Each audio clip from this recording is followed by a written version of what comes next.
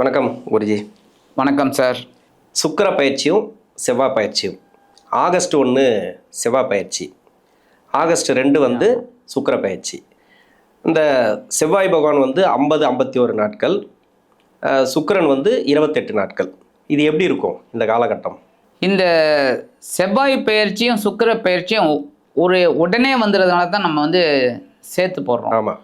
இதில் என்ன அப்படின்னா, செவ்வாய் வந்து 1ஆம் தேதியிலிருந்து கிட்டத்தட்ட 20/9 வரைக்கும் இருக்கார். அதாவது செப்டம்பர் 20ஆம் தேதி வரைக்கும் 50 நாளுக்கு மேலே இருக்கார் அவர். சுக்கிரனும் பார்த்தீங்கன்னாக்க 2ஆம் தேதியிலிருந்து 29 தேதி, கிட்டத்தட்ட 28 நாட்கள் அவர் வந்து கன்னி ராசியில் நீச்சம் அடைகிறார். ஏன் அப்படின்னா, கன்னி ராசி அப்படிங்கும்போது புதனோட வீடு. புதனோட வீட்டில் சுக்கிரனுக்கு அங்கே வேலையே கிடையாது. எப்போவுமே அறிவோடு இருக்கிற போது பொழுதுபோக்கு அம்சங்களுக்கு இடம் கொடுக்க மாட்டாங்க எல்லாருமே. இப்போ படிக்கிற குழந்தைகள் அப்படிங்கும்போது படிப்பில் தான் கான்சென்ட்ரேட் பண்ணுவாங்களே தவிர பொழுதுபோக்கில் கான்சென்ட்ரேட் பண்ண மாட்டாங்க. அதனால தான் கடைசியில் பார்த்திங்கன்னா அந்த இடத்துல நீச்சம் அடைகிறார் சுக்கிர பகவான்.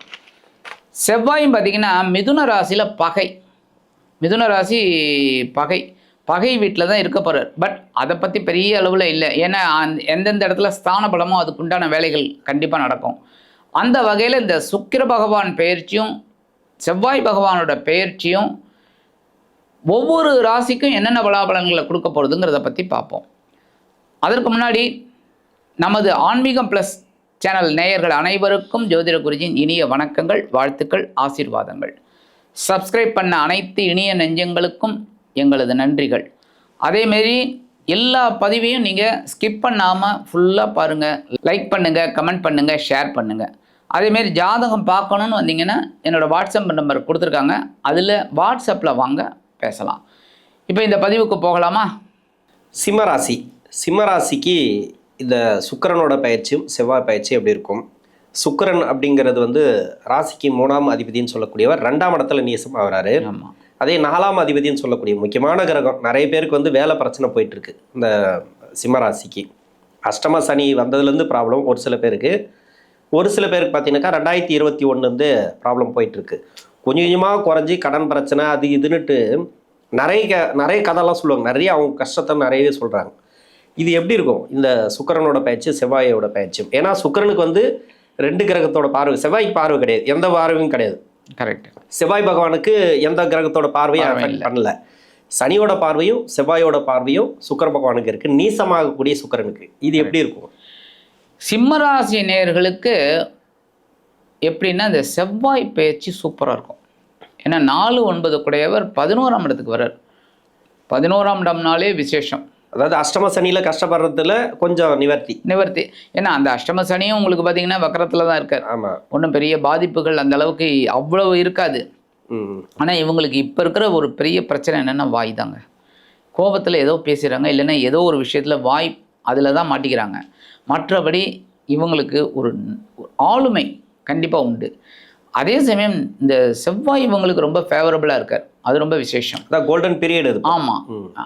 சுக்கிரன் பார்த்தீங்கன்னா 2ஆம் இடத்துல நீச்சம் அடைகிறார். 3-10 குடையவர் 2ஆம் இடம் அப்படின்னாலே குடும்பத்தில் கொஞ்சம் குழப்பம் இருக்கும். ஏன்னா நீச்சம் அடையார் சந்தோஷக்காரகனே வந்து 2ஆம் இடத்துல நீச்சம் அடைகிறார். சனியோட பார்வையை வாங்குறார், செவ்வாயோட பார்வையை வாங்குறார். அப்புறம் சொல்லவே வேண்டாம், குடும்பத்தில் பிரச்சனைகள் இருக்கும், டென்ஷன் என்ன.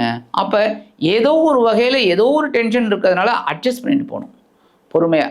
அதே மாதிரி பொருளாதாரம் அப்படிங்கும்போது கண்டிப்பாக இவங்களுக்கு ஒரு ஃப்ளெக்சிபிளாக தான் இருக்கும். ஏற்றம் இறக்கம் நிறைந்ததாக தான், ப்ளஸ் ஆர் மைனஸ் அந்த மாதிரி தான் இருக்கும். திடீர்னு பார்த்திங்கன்னா நல்ல வருமானம் வரும், திடீர்னு பார்த்திங்கன்னா வருமானமே இல்லைங்கிற மாதிரி இருக்கும். அப்போ அந்த மாதிரி இருக்கிற சிச்சுவேஷனில் கவனமாக இருக்கணும். அடுத்தது இவங்க வந்து வாக்கு கொடுத்தா நிறைவேற்றிடுவாங்க. அதனால் நீச்சம் அடைஞ்சாலும் இவங்க யோசித்து தான் கொடுப்பாங்க. ஸோ வாக்கு பலிதம் இவங்களுக்கு உண்டு, அதை பற்றி கவலைப்பட வேண்டாம். ஆனாலும் சுக்கிரன் நீச்சமடைந்து செவ்வாயின் பார்வையும் சனியின் பார்வையும் வாங்கிறதுனால இவங்க பணம் விஷயத்தில் கவனமாக இருக்கணும். முக்கியமாக கொடுக்கல் வாங்கல் இதில் நிறைய பேர் இருப்பாங்க, அவங்கெல்லாம் ரொம்ப கவனமாக இருக்கணும். அடுத்தபடியாக உத்தியோகத்தில் இறங்குறவங்களும் அந்த உத்தியோகத்தில் கான்சன்ட்ரேஷன் வேணும். ஏன்னா 3ஆம் இடத்து அதிபதி தான். தொடர்புகள், உத்தியோகம்னாலே தொடர்புகள் தான், தொழில் வியாபாரம் தொடர்புகள் மூலமாக தான். ஸோ அந்த விஷயத்துல இவங்க கவனமாக இருக்கிறது நல்லது. உத்தியோகத்தில் இருக்கிறவாலும் சரி, தொழில் வியாபாரத்தில் இருக்கிறவாலும் சரி. அப்போ இந்த மாதிரி இருந்தால் தான் சுக்கிரன் நீச்சம் அடைஞ்சாலும் செவ்வாய் இவங்களுக்கு பலமாக இருந்து அனுகிரகம் பண்ணுவார். ஓகே. இப்போ திருமண பாக்கியம் எதனா இருக்கா இந்த டைமில்? ஏன்னா சுக்கிரன் நீசம் ஆகிறா இல்லையா, 2ஆம் இடத்துல முயற்சிகள் எடுக்கலாமா? அஷ்டம சனி வேற போயிட்டு இருக்கு, 8ஆம் இடத்துல சனி வக்கரமாக இருக்கார், அது வேற கதை. இருந்தாலும் எதனா டிஸ்டர்ப் பண்ணுமா, இல்லை நல்லது நடக்க வாய்ப்பு இருக்கா? ஆனால் நிறைய பேருக்கு வந்து பார்த்திங்கன்னா திருமண தடை இருந்துக்கிட்டே இருக்குது, இல்லைன்னு சொல்ல முடியாது. ஆனால் இப்போ அதுவும் பார்த்திங்கன்னா 2ஆம் இடத்துல சுக்கிரன் வேற நீச்சம் அடைஞ்சிடுறார். என்ன செவ்வாய் மட்டும்தான் கொஞ்சம் இவங்களுக்கு ஆதரவாக இருக்கார். குருவும் பார்த்திங்கன்னா விரயத்தில் தான் இருக்கார். என்ன அஷ்டமத்து சனி வக்கரமாக இருந்தாலும் அஷ்டமத்தில் தான் இருக்கார். இவ்வளோ பிரச்சனைகளுக்கு நடுவே இவங்களுக்கு போயிட்டுருக்கு. அப்படி இருக்கும்போது கொஞ்சம் பொறுமையாக காயை நகர்த்தினாங்கன்னா இவங்களுக்கு திருமண யோகம் கை போடலாம். ஓகே. இப்போ வேலை பிரச்சனைலாம் நிறைய பேருக்கு இருக்குது சார் இந்த அஷ்டம சனியில். ஆமாம். புதிய வேலை வாய்ப்புகள் அப்படி இல்லைனாக்கா ஏற்கனவே வேலையில் இருக்கக்கூடிய நெருக்கடிகள் எப்படி சமாளிக்கலாம் இந்த டைம்? புதுசாக வேலை தேடுறவங்க இல்லை ஏற்கனவே சொல்லிட்டீங்க, ஆமாம், சும்மா சைலண்டாக இருந்தால் நல்லது அப்படின்னு சொல்லிட்டீங்க. புதுசாக வேலை தேடுறவங்களுக்கு நல்ல வேலை கிடச்சிடும். ஏன்னா இவங்களுக்கு இந்த எபிலிட்டி உண்டு, எப்படி பண்ணுறதுங்கிறதெல்லாம் தெரியும். ஸோ வேலை கிடச்சிடும். ஆனால் வேலையை தக்க வச்சுக்கணும். அதுதான் நான் பேசுகிற வார்த்தையில் கவனமாக இருக்கணும். ஏன்னா எதையாவது ஒன்று பேசினா பிரச்சனை ஆகிடும். அதனால தான் கவனமாக இருந்தால் நல்லது. ஏற்கனவே வேலையில் இருக்கிறவங்க மற்றபடி வேலை வாய்ப்பு உங்களுக்கு நல்லபடியாக கிடைக்கும் புதுசாக வேலை தர்றவாளுக்கு. அதுமாதிரி தொழில் வியாபாரத்துலேயும் அதான் சொன்னேன் நான், தொடர்புகள் 3ஆம் இடத்து அதிபதியே 2ஆம் இடத்துல நீச்சமடைகிறார். அப்படிங்கும்போது தொடர்புகள் மூலமாக பிரச்சனைகள் வரும். ஸோ கவனமாக இருக்கிறது நல்லது தொழில் வியாபாரத்தில். ஓகே. புதிய முதலீடுகள் போடலாமா அந்த டைம்? வெளிநாட்டில் இருக்கிறவங்களும் சரி, இங்கே இருக்கிறவங்களும் சரி, நிறைய எதிர்பார்ப்பு இருக்குது அவங்களுக்கெல்லாம். தொழில் ரீதியாக புதிய முதலீடுகள் அப்படிலாம் ஷேர் மார்க்கெட்டில் போடுறது, அது மாதிரி நிறைய பணம் போட்டு போட்டு எடுத்துட்டு தான் போகுது, ரொம்ப நஷ்டத்தை தான் கொடுக்குது அப்படின்றாங்க. அவங்களுக்கெல்லாம் எப்படி இருக்கும்? ஏன்னா 2ஆம் இடம் அப்படிங்கிறது ஒன்று இருக்குல்ல, பொருளாதாரம் வரக்கூடிய இடம் தானே. அதாவது ஒரு கிரகம் நீசமாவது, நீங்கள் சொல்ல மாதிரி நீச்சம் அடைஞ்சா கூட பரவாயில்லைங்களாம், இன்வெஸ்ட்மெண்ட் பண்ணலாம். ஆனால் அதே சமயம் சுப கிரகங்களோட 2 பார்வை அங்கே விழுது. 2ஆம் இடம் ரொம்ப பலம் குறைஞ்சிடுறது. பலமே இல்லாத இடத்துல இன்னமும் இந்த 2 பேர் பார்த்தாங்கன்னா இன்னும் பலம் இல்லை. ஸோ பொருளாதார ரீதியாக ஒரு கடும் நெருக்கடியை சம்பாதிக்கக்கூடிய ஒரு இது உண்டாயிடும். அதனால் இன்வெஸ்ட்மெண்ட் அப்படிங்கிறது ரொம்ப பார்த்து பண்ணணும். ஏன்னா அஷ்டமத்து சனி போயின்னு இருக்கு. என்னதான் வக்கரம் அப்படின்னாலும் அஷ்டமத்து சனி போயின்னு இருக்கு. அப்போ கவனமாக இருக்கிறது நல்லது. என்ன ஒன்று, விரயஸ்தானத்தில் இருக்கிற இந்த குரு வந்து இவங்களுக்கு ஓரளவுக்கு ஒரு சுப செலவுகளை கொடுப்பார். அந்த வகையில் ஓரளவுக்கு இவங்க இன்வெஸ்ட்மெண்ட்டை பண்ணலாம், தப்பு கிடையாது. ஏன்னா ஒரு அபிவிருத்தி அப்படின்னாலே அதுக்கு ஒரு லிமிட் இருக்குது, அது பண்ணலாம். பட் ஹெவி இன்வெஸ்ட்மெண்ட் பண்ணால் கண்டிப்பாக மாட்டிக்கிறதுக்கு வாய்ப்பு இருக்குது. ஏன்னா சுக்கிரன் நீச்சமடைகிறார், அதே சுக்கிரனை செவ்வாயும் பார்க்குறார், சனி பகவான் பார்க்குறார். அதே சமயம் பிரச்சனை என்ன அப்படின்னாக்க குருவும் விரயத்தில் இருக்கார். ஏகப்பட்டது அஷ்டமத்து சனி எல்லாம் டென்ஷனை கொண்டு விடும். இதில் தசாபுக்தியும் சரியில்லைன்னு வச்சுக்கோங்க, மாட்டிக்கும். ஸோ இன்வெஸ்ட்மெண்ட் விஷயத்தில் கவனமாக பண்ணுறது நல்லது. ஓகே. நிறைய பேர் கேட்குற கேள்வி என்னென்னா, எத்தனை நாளைக்கு சார் இப்படியே போகும், எவ்வளோ நாளைக்கு இந்த கஷ்டம் அப்படின்னு. ஏன்னா நம்ம 1 மாதம் 2 மாதம் தான் சொல்லுவோம். அஷ்டம சனி போகுதுனாக்கா இன்னும் ஒரு 1 இயர் இருக்குது எப்படியும். இதில் வந்து நீங்கள் 1 இயர் சமாளிங்க அப்படின்னா நமக்கு தான் கஷ்டம், நமக்கே கஷ்டமாக இருக்குது, அவங்களுக்கு எவ்வளோ கஷ்டமாக இருக்குது. ஏன்னா அந்த கஷ்டத்தில் இருந்து பார்த்தா தான் நமக்கு தெரியும். கண்டிப்பாக அவங்களுக்கு ஏதோ ஒவ்வொரு மாதமும் ஒவ்வொரு பயிற்சி சொல்கிறோம் இல்லையா, இதில் ஏதாவது ஒரு மாற்றம், ஏதாவது ஒரு பிரச்சனைகள் தீரும், இல்லைன்னா மனசு நிம்மதியாக இருக்கும். அது மாதிரி ஏதோ ஒரு ஆன்மீக ரீதியாக, ஏதோ மனசு ரீதியாக ஒரு அமைதியாக இருக்கிறதுக்கான வாய்ப்பு இருக்கா?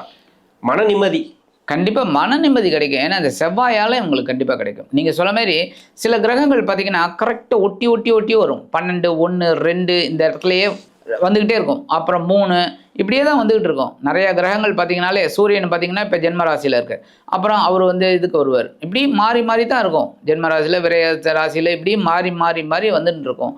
குருவும் பார்த்தீங்கன்னா 1 வருஷம் என்ன, பட் இப்போ அதிசாரமாக வரும்போது இவங்களுக்கு கொஞ்சம் ரிலீஃப் கிடைக்கும்.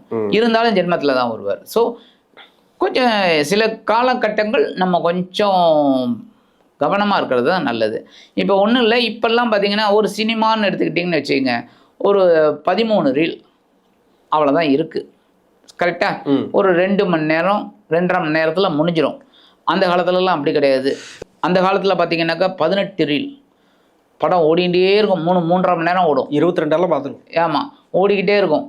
பட் அந்த நேரத்தில் நமக்கெல்லாம் தெரியல என்ன. பட் இப்போல்லாம் யாராலையும் 3 மணி நேரம் 4 மணி நேரம் உட்காந்து படம் பார்க்க யாராலையும் முடியல. 2 மணி நேரத்துக்கு டைம் இல்லை, முடியல. ஒன்றும் இல்லை, வெளியில் படம் நல்லா வெளியே போயிடுறாங்க, வேணாம் பரவாயில்ல அப்படிங்கிற மாதிரி போயிடுறது. சில பேர் வந்து இந்த பாப்கார்ன் இது சாப்பிட்றதுக்கு தான் போகிறாங்க.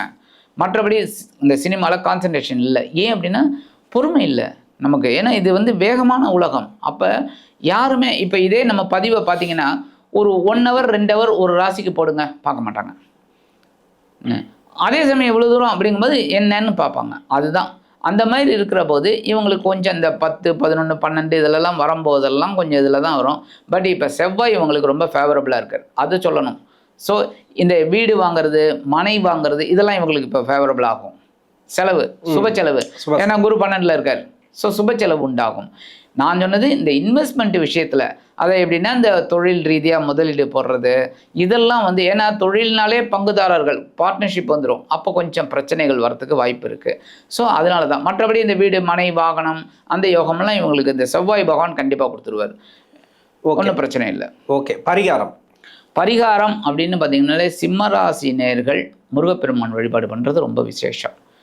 ஏன்னா இவங்களுக்கு பார்த்திங்கன்னா 4ஆம் இடத்து அதிபதியே வந்து செவ்வாய் தான், கரெக்டாக? அப்போ 4, 9 குடையவன் அப்படிங்கிறதுனால இந்த செவ்வாய் 11ஆம் இடம் அப்படிங்கிறதுனால முருகப்பெருமான் வழிபாடு பண்ணினாலே இவங்களுக்கு ஒரு மிக பெரியங்கிறத விட பிரம்மாண்டமான ஒரு வெற்றி கிடைக்கும். என்னதான் அஷ்டமத்து சனி, சுக்கிரன் நீச்சம் அப்படின்னாலும் முருகப்பெருமானோட அருளால் செவ்வாய் பெரிய ஒரு முன்னேற்றத்தை கொடுப்பார். ஆக இந்த பரிகாரம் செவ்வாய் பகவானை வழிபாடு பண்ண செவ்வாய்க்கிழமை ஒரு செவ்வரளி மாலை அருகில் உள்ள முருகப்பெருமான் சன்னதிக்கு போனால் கூட பரவாயில்ல, இப்போ எல்லா கோயிலையும் சன்னதி இருக்குது, அங்கே போயிட்டு வந்தாலே போதும். அது பண்ணினாலே இவங்களுக்கு ஒரு அற்புதமான ஒரு வாழ்க்கை கண்டிப்பாக அமையும். இந்த பெயர்ச்சிகளின் மூலமாக அருமையான வாழ்க்கை இவர்களுக்கு அமையும் என்று கூறி விடைபெறுகிறேன். நன்றி.